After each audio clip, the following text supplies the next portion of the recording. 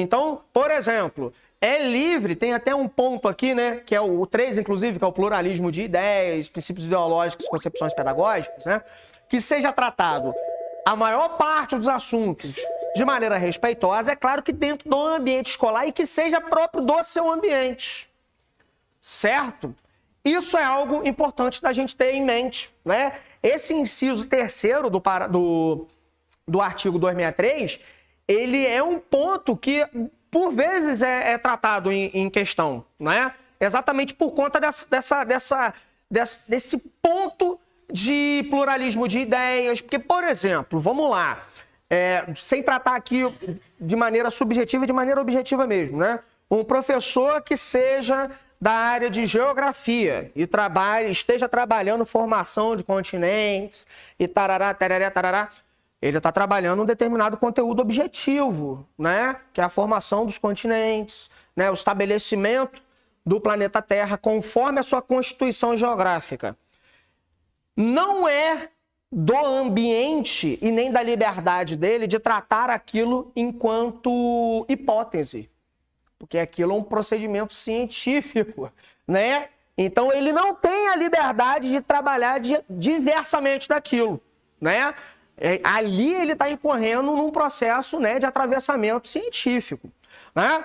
Agora, se é um professor professor de história, tratando sobre reformas religiosas, aí é diferente, né? Existe um componente ideológico por trás que pode ser amplamente debatido, com várias posições diversas, tranquilo, né? Exceto que seja data, o que seja documental e pronto, né? Então, essa liberdade de aprender, ensinar, pesquisar, divulgar o pensamento está muito baseado nisso, no contexto escolar específico, tá? Respeito à liberdade e ao apreço, a tolerância, né? São coisas que, assim, a gente, no momento em que lê, né, nos soa, né, muito poético, como eu falei com vocês ontem, mas é algo importante que tem que ter previsto em lei, óbvio, né? Coexistência de instituições públicas e privadas, ou seja, não é proibido haver escola particular. Ela, inclusive, ela vai atuar numa deficiência que o poder público tem de atender a todos da mesma maneira. E quando eu digo a todos da mesma maneira, é a possibilidade de quem quer um processo educacional, não estou me referindo à qualidade não, mas que comporte alguns princípios específicos daquela família, né? Então, por exemplo, quando a gente tem aqui pluralismo de concepções pedagógicas, a gente entende que existem várias correntes, né, de método de ensino, Montessori, Freire, né? Então você tem, né, Waldorf, você tem essa possibilidade. O poder público ele tem uma limitação de variar pra caramba a concepção pedagógica, né? Ele tem uma limitação objetiva, inclusive. Vem a iniciativa privada e oferta, ela não é proibida. É claro que ela vai ter que atuar de acordo com os parâmetros nacionais curriculares, com a BNCC, né? Porém, através de um método específico, público, notório, claro, e que não entre em divergência com o processo educacional mais amplo, né? Gratuidade de ensino público para todos em estabelecimentos oficiais, né? O ensino, olha só, gratuidade de ensino público, o que significa isso aqui? Se a instituição é pública, o ensino é privado. Agora, peraí, Alex, eu fiquei sabendo que escola tal ofertou determinado curso para uns alunos, só que cobrou, né? Fez a cobrança. Muito provavelmente aquilo não era previsto enquanto ensino base, né? Então, é um ensino bilateral, ou seja, que foge dos parâmetros regulares e que para ofertar aquilo houve a necessidade da cobrança de taxa, tarifa. Isso não é proibido, só que não na educação básica. Então uma escola pública não pode cobrar por educação.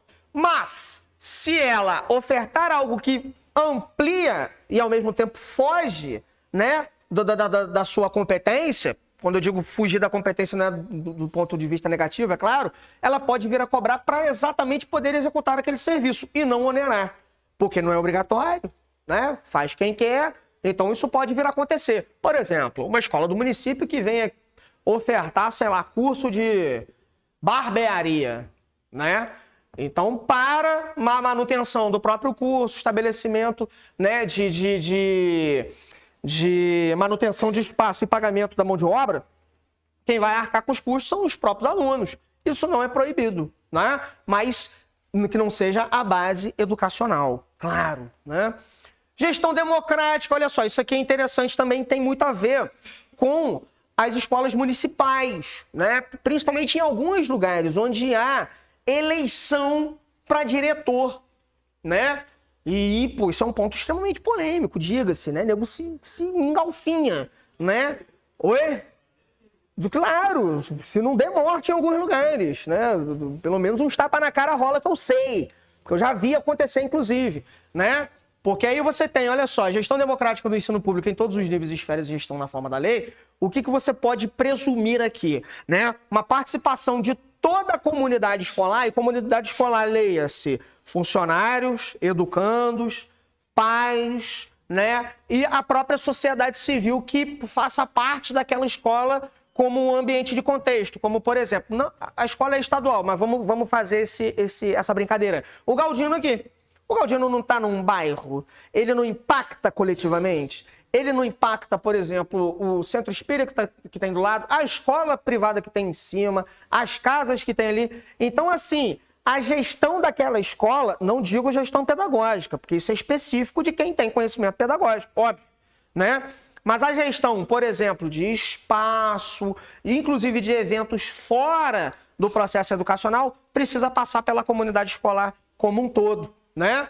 E aqui vem um ponto extremamente sensível para todos aqueles que querem, né, ingressar no magistério público municipal, né? Que é a questão da valorização do pessoal, né? E aí a gente entra em uma série de mazelas, né? O não pagamento do piso nacional, né? Pô, é brabo, né? E aí, esses dias eu até estava vendo um conselho de gestores municipais e o cara falando na televisão com a maior cara de pau, assim, falando que não tem que pagar o piso. Não tem que pagar o piso por conta de uma questão de responsabilidade fiscal, né? E aí, o outro, né, um membro da CONTEE, Confederação Nacional dos Trabalhadores em Estabelecimento de Ensino, o cara falou, dá sim. Basta ver os valores de renúncia fiscal que vocês fazem para agro, né, para grandes indústrias, né, para indústrias, inclusive, que não causam benefício algum, como, por exemplo, indústria de bebidas, indústria de fumígenos, farmacos, e que poderia muito bem ser distribuído para pagar o piso, e pagaria o piso muito bem mesmo, né? Eu acho que está em 4.420, não é? Para 40 horas, né? R$ 4.420. Então, pouquíssimos estados pagam o piso, né? Então, mas vamos lá, vamos ver o que está na letra da lei. Valorização dos profissionais de educação garantindo na forma da lei planos de cargos, carreiras e salários para o magistério. Ou seja, de acordo com o avançar, né, na carreira, você ser beneficiado materialmente, né? Você ir subindo de nível. E demais profissionais, ou seja, demais profissionais não é atender apenas ao professor. Porque, por exemplo, quando a gente vê uma greve, a gente observa de fato, né, a categoria professor tomando a frente desses processos. Mas tem toda uma rede de categorias por trás que às vezes elas não tomam, né, esse tipo de medida um pouco mais enérgica. Não estou aqui, inclusive, julgando. Isso é uma coisa vista, né? Isso é uma coisa óbvia, né? A gente percebe isso. Então, com o piso salarial profissional conforme estabelecido em lei federal, chega a ser um escárnio, né? Você lê um troço desse. Gratificação adicional em escola de difícil acesso, provimento, ingresso exclusivamente por concurso, prova de tipo. Ou seja, é um inciso que traz aí uma série de coisas que a gente precisa lembrar para, de fato, quando for fazer a prova, se cai algo do tipo, mas a gente sabe que é problemático demais na sua efetivação, né? Esse artigo 8º, né? Valorização dos profissionais. São palavras muito, muito bonitas, né, dentro da lei, mas a sua aplicação é extremamente prejudicada. Aqui a letrinha está um pouco miúda, quem tiver com a lei aí privilegia a lei, mas tem uns pontos. Eu vou citando, se quiser anotar o inciso para depois marcar na apostila, fique à vontade, tá? Garantia de padrão de qualidade mediante, aí vem algumas alíneas, né? Salários e condições de trabalho condignos para profissionais de educação. Material e equipamento escolar modernos e eficientes. A cara da Mariana, né? Tem professor aqui que certamente deve levar para a escola cartolina, cola, tesoura, folha. Se não leva comida, né? Se não leva alimentos. Estabelecimento e mecanismos que otimizem a produtividade dos profissionais de educação. O que seriam esses mecanismos, né?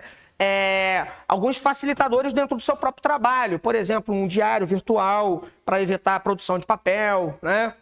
Aprimoramento periódico. Isso aqui tem muito a ver com uma capacitação que pode vir a ser gratificada, né? Dependendo da quantidade de tempo, né? Então, assim, quem, por exemplo, chega a 1000 horas tem um avanço bacana, né? E de 200 em 200 é melhor do que, por exemplo, você faz algum curso de 300 horas e você pede um enquadramento nos seus vencimentos com esse curso, pô, você meio que perde essas 100 horas adicionais. Por isso que é bom sempre manter entre 200, obviamente de 1 hora, né, a 200 horas para ganhar um pouco mais com essa gratificação por aperfeiçoamento, né?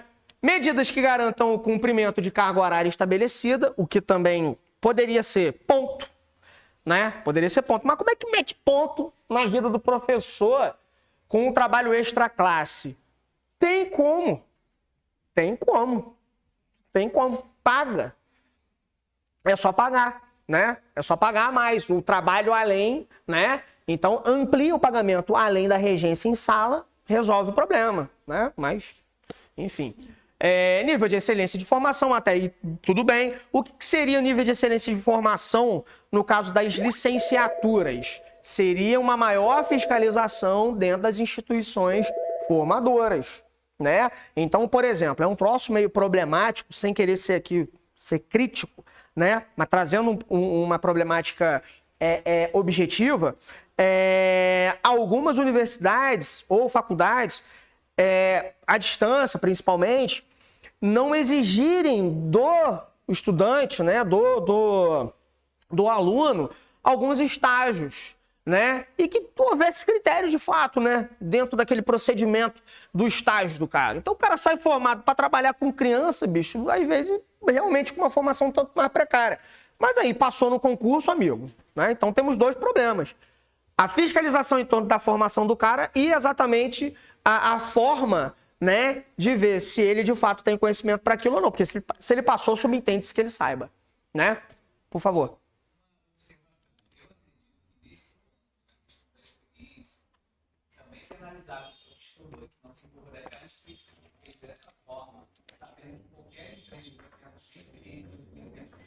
Sim. Deveria ser um concurso desse estágio para que a pessoa aprendesse. Até porque quando você está num cargo público, você pode mudar a secretaria se o serviço for ser exatamente pouco. Claro. E aí você vai ter que ser treinado. Aham. Sim. Eu entenderia que isso não impossibilitaria o profissional. Não. Uhum. Sim. Mas aí, veja bem, geralmente o papel formador, ele é estranho à administração pública. Então, por exemplo, não é uma faculdade ou uma universidade ligada à prefeitura que forma o profissional, né? Então, é um outro estabelecimento, é um estabelecimento estranho. O estabelecimento estranho, tendo uma excelência na formação, elimina tempo, gasto no processo de formação daquele profissional, né? É claro que ele não vai chegar pronto efetivamente, pode até vir. Eu acredito que muitos aqui que vão fazer o concurso para a área de educação já têm alguma experiência, né? E que tomara que seja, sendo aprovado, que façam um bom trabalho. É isso que toda a sociedade torce.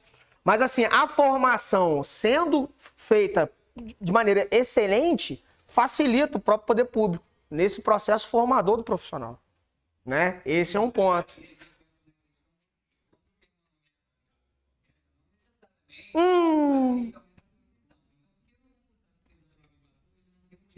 Sim, claro. Aí é uma questão de isonomia, né? Deveria, claro, com certeza. Com certeza. Segurança do ambiente escolar. Então, isso aí, né, dentro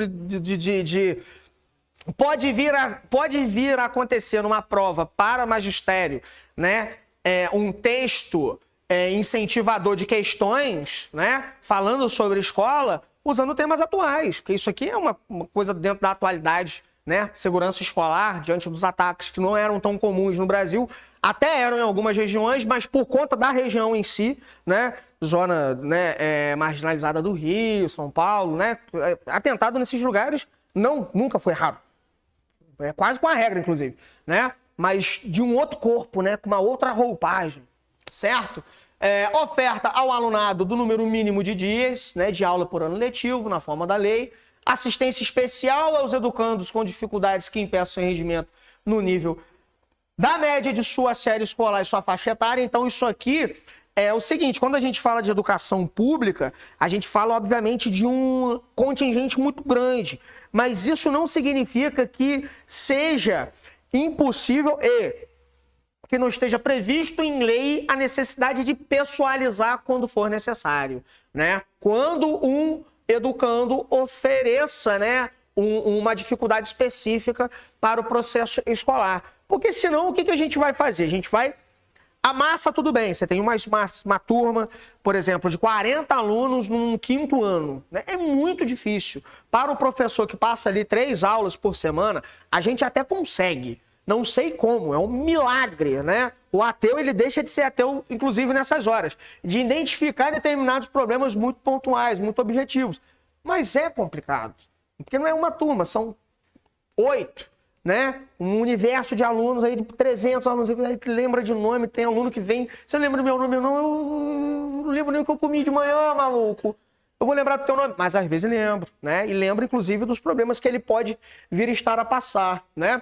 Aqui, na linha J, é uma linha interessante pra gente, no caso de Friburgo, né? Que é a regionalização do ensino, que é, por exemplo, o caso do Ibelga, né? Lá na zona rural. Então, você, enquanto gestor público, né? O indivíduo, enquanto gestor público, ele pode pensar em mecanismos de não retirar o cara daquele ambiente específico, mas mantê-lo lá, não de maneira segregada, mas de maneira a ser produtiva.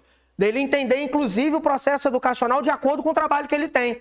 Então, por exemplo, as estações do ano, obviamente, tem época do ano que se planta determinado artigo, se colhe tal em outro período, e tem aquele momento que tem a família inteira plantar, e ele vai ter, sim, entendeu? Um descolamento da escola naquele momento. E ele não será punido por aquilo, muito menos a família, porque faz parte do ambiente, né, no qual ele está inserido, a não ser que ele faça a escolha de fato de não querer mais aquilo. Então ele sai dali, ele vai para uma outra realidade escolar, né? Mas isso aqui faz parte, tá, desses princípios educacionais, né? De garantir o ajustamento desse aluno às suas condições objetivas regionalizadas, né? Então, ó, características socioeconômicas e culturais, adotando, implementando o calendário ajustado, né? Então o calendário vai ser diferente.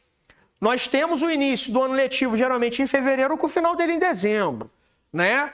Em determinada localidade não vai ser dessa forma, porque não é assim que será quantificado o tempo. O tempo lá funciona de acordo com o sistema produtivo, né? Então em julho temos recesso. Não temos. Por quê? Porque a gente vai precisar de um recesso em outubro. Porque em outubro é o período de colheita, então vocês vão ter o recesso naquele período, né? Então isso é uma característica importante da nossa região. A educação igualitária, né? Eliminando estereótipos sexistas, isso do ponto de vista tanto do educando quanto, né, do educador também, tá? Valorização da experiência extraescolar, ou seja, do que traz de fora, ou seja, a escola para além dos muros, né? Vinculação entre educação escolar, o trabalho e as práticas sociais, né? Ou seja, é claro que existe o limite, já vou concluir, tá, gente? Que eu também tô cansadinho, então a gente vai embora junto, né? Só para concluir esse ponto aqui. A educação, em alguns momentos, ela vai fugir de uma prática objetiva na cabeça do aluno, tanto que ele vai se perguntar: que relevância tem isso para minha vida, professor? Naquele momento objetivo, talvez não tenha nenhum. E você vai ter que ter a habilidade de explicar para ele que aquilo é um elemento que forma um universo que no futuro vai sim fazer alguma diferença, né? E aí, meu irmão, se ele vai concordar ou não, o problema é dele. O seu papel precisa ser cumprido, tá? E aí a gente dá uma concluída nisso aqui amanhã, então. Beleza? Valeu!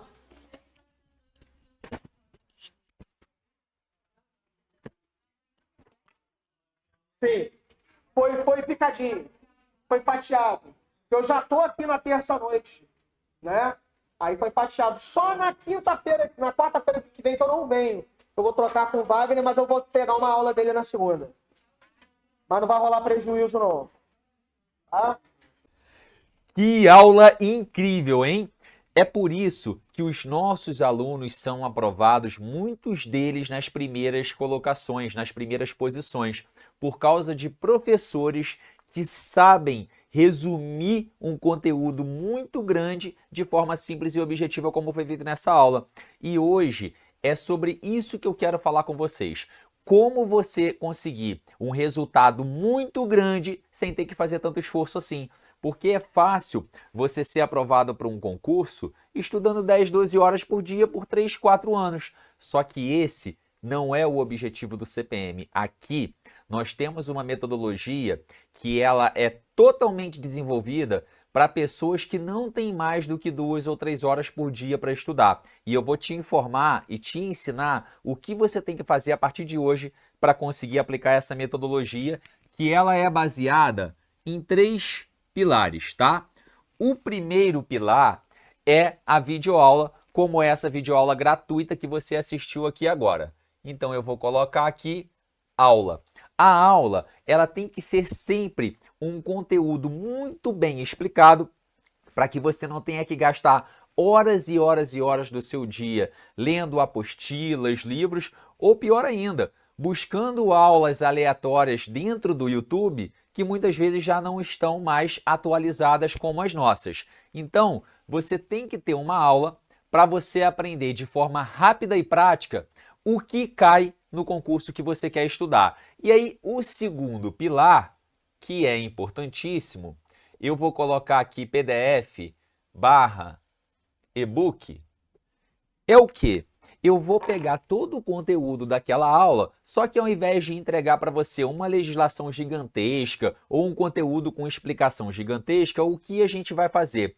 A gente vai resumir aquilo e te entregar o conteúdo dessa videoaula de forma resumida e sintetizada, para que você, em apenas alguns segundos ou 1 ou 2 minutos, consiga revisar tudo aquilo que foi dado em 1 hora de aula. E por último, o nosso terceiro pilar, ele é baseado em questões. Essas questões, elas têm que ser 100% de acordo com o conteúdo da aula. Então, entenda comigo, você tem uma excelente aula sobre aquele conteúdo que você precisa estudar para o concurso. Na sequência, eu tenho um PDF com tudo resumido e bonitinho para você revisar aquela aula com uma outra linguagem, muitas vezes até através de um mapa mental. E por último, será que você aprendeu aquele conteúdo? É aí que entra o nosso diferencial. Questões de acordo com a banca para cada conteúdo. Então você teve a videoaula, teve o PDF com resumo e agora você tem questões. E aí você começa a ficar pronto para a prova. E sabe o que vai te dar a certeza se você está pronto ou não?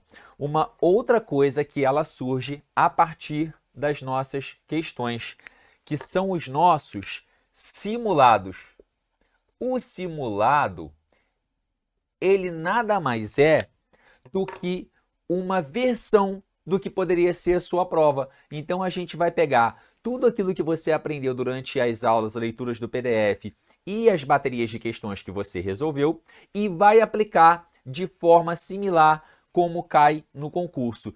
Tudo isso que você tem que ter acesso hoje custa um valor ínfimo e eu vou deixar um link aqui embaixo com um desconto promocional somente para quem assistiu essa videoaula. Então, se você quer ser aprovado e entende que hoje, para sua rotina, dispor de 2 a 3 horas por dia é uma possibilidade, vem comigo, porque a gente consegue fazer você ser aprovado.